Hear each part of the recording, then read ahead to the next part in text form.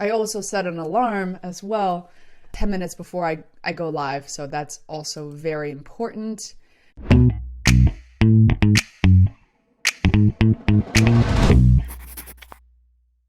Hi there, this is Faye from Feisworld Media, and in this very short video, I'm here to show you how I use Restream as a one-person live stream host to set up everything and to make it look professional and friendly and human. So first of all, what I do is I use something called Acuity Scheduling, but you can use Calendly to schedule these interviews, live or otherwise, with your guest. And in my list right here, as you can see, I always remind folks to use an external microphone, be sure they're in a comfortable and quiet place. And on top of that, I ask them to provide their short bio. So this way I have this page ready, set and go, and I can choose how I introduce them. I tend not to want to read the whole thing. It sounds dry, especially if I know the guest well or I practice ahead of time, just so I sound more human and more connected. I also ask them to share any social media links, this and that, so you get it, right? So it's about, any questions for Faye, for Feisworld.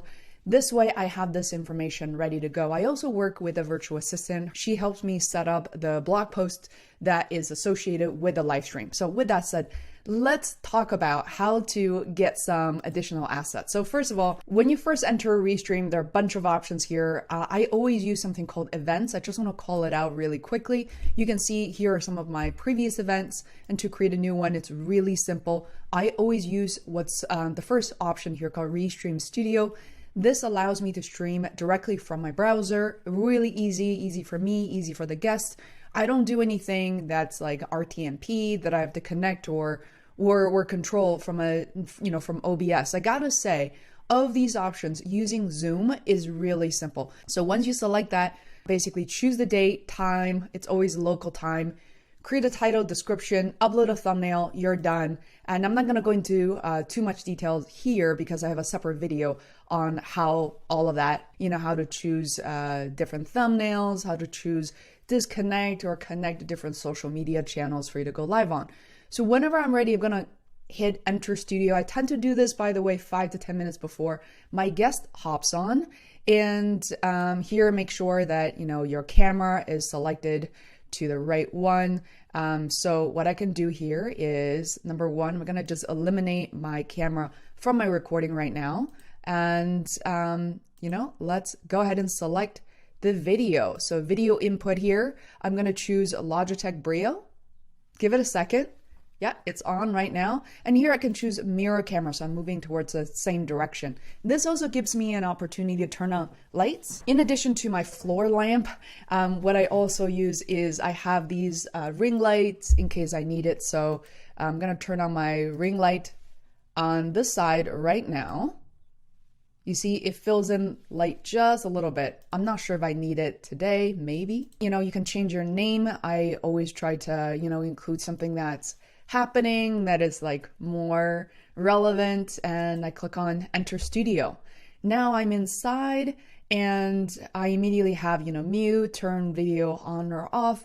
But here, let me show you, really importantly, I can have fun with these overlays. So you see overlay, I'm gonna quickly click on upload and grab this image right here.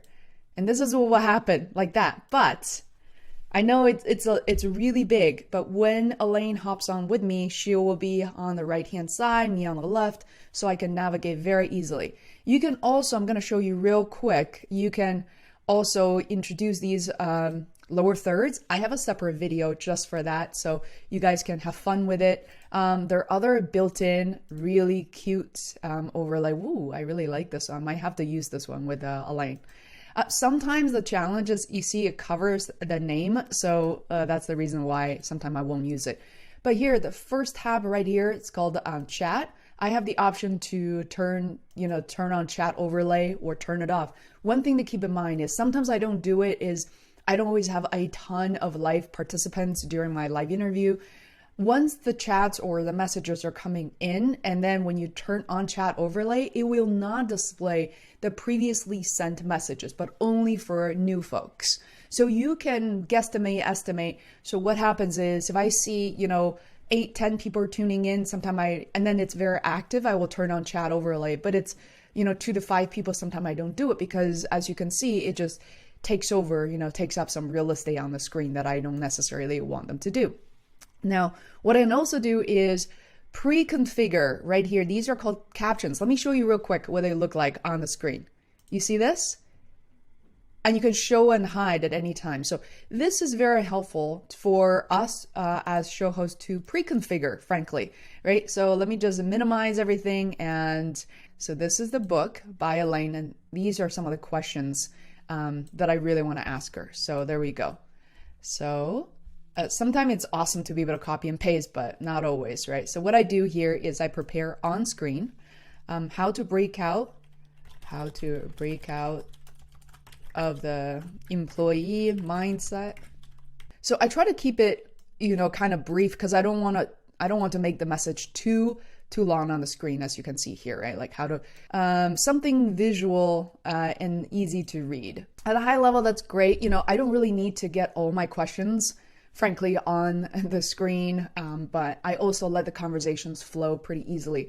So I definitely wanted to show you guys, especially if you're dealing with authors, there are other things that you can do on screen, such as pulling up a screenshot, like we said, the books and other things, like screenshots, team members. By the way, you're not limited to that. You can also pull up videos, like a countdown, things like that. You can change your background. You won't be able to see it because I'm completely filled in right now. Here at the bottom, similar to Zoom, you can have share screen. You can invite additional guests, I believe up to like 10 people. You can also add a source of video right here. So, you can pull in presentation video, local video, additional RTMP, background music, even really soothing. And when you do that, they will show up just like the guests on the little screen right here, and you're able to do more. I also set an alarm as well 10 minutes before I go live, so that's also very important. So thanks so much for watching, and I'm so glad. I will see you guys in the next video. Let me know in the comments below what else you would like to learn and what type of live stream host you are. So excited to be in this space. See you next time. Bye.